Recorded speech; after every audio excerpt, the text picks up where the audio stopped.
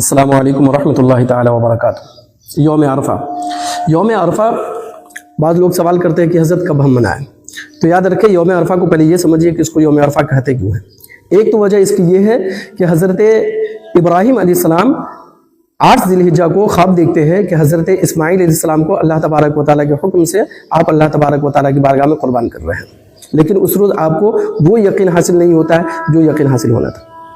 अगले दिन फिर आप ख्वाब देखते हैं, यानी 9वीं ज़िलहिज्जा को फिर आप यही ख्वाब देखते हैं, तो उस रोज़ आपको इल्म यकीन हो जाता है और आपको मार्फत हो जाती है कि नहीं से ये अल्लाह तबारक व तआला की जानिब से हुक्म है, ये कोई गलत ख्वाब नहीं है, किसी शैतान की तरफ से नहीं। तो 9वीं ज़िलहिज्जा को आपको पूरी तरह से मार्फत हासिल होती है, इसलिए इसको यौम अरफा कहा जाता है। दूसरी एक वजह यह भी है कि हज़रत जिब्राईल अलैहिस्सलाम हज़रत इब्राहीम अलैहिस्सलाम को मनासिक हज की जो तालीम देते हैं वो 9वीं ज़िलहिज्जा को देते हैं। तो हज़रत इब्राहीम अलैहिस्सलाम को मनासिक हज की जो मार्फत हासिल होती है वो 9वीं ज़िलहिज्जा को होती है, तो इस वजह से भी इस दिन को यौम अरफा कहा गया। और तीसरी इसकी वजह यह है कि हुज्जाज किराम अरफात में जो वुकूफ़ करते हैं वो 9वीं ज़िलहिज्जा को ही करते हैं, तो इसलिए भी इसको यौम अरफा कहा जाता है। तो ये 3 वजह हैं इसको यौम अरफा कहने की। अब नबी करीम सल्लल्लाहु ताला अलैहि वसल्लम की हदीस से ये साबित है कि जो शख्स यौम अरफा का रोज़ा रखेगा अल्लाह तबारक व तआला उसके 2 साल के गुनाहों को माफ़ कर देगा, एक पिछले साल एक आने वाले साल के, ये दोनों गुनाहों को माफ़ कर देते हैं। इसी तरह आम रातों में आसमान के 3 मरतबा के दरवाजे खोले जाते हैं, और शब जुमा को 7 मरतबा और यौम अरफा को 9 मरतबा आसमान के दरवाजे खोले जाते हैं। तो ज़्यादा से ज़्यादा रात में क़याम करने की कोशिश करें और दिन में रोज़ा रखने की कोशिश करें।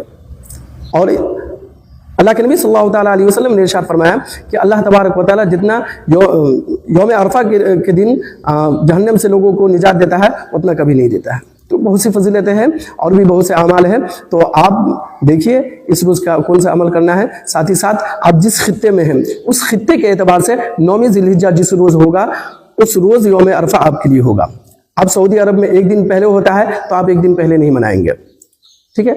आप जिस खित्ते में हैं उस खित्ते में चांद के एतबार से 9वीं तारीख जिस रोज़ होगी उसी रोज़ आप यौम अरफा मनाएंगे और उसी रोज़ आप रोज़ा रखेंगे, तो उसकी जो फजीलत आई है वो फजीलत आपको मिलेगी, ठीक है। इसी तरह बाज़ अमल ऐसे हैं जो आपको करनी चाहिए, उन्हीं में से एक विर्द ये भी है कि आप मुसलसल करें ला इलाहा इल्लल्लाहु वहदहु ला शरीक लहू लहुल मुल्कु व लहुल हम्दु व हुवा अला कुल्लि शैइन क़दीर।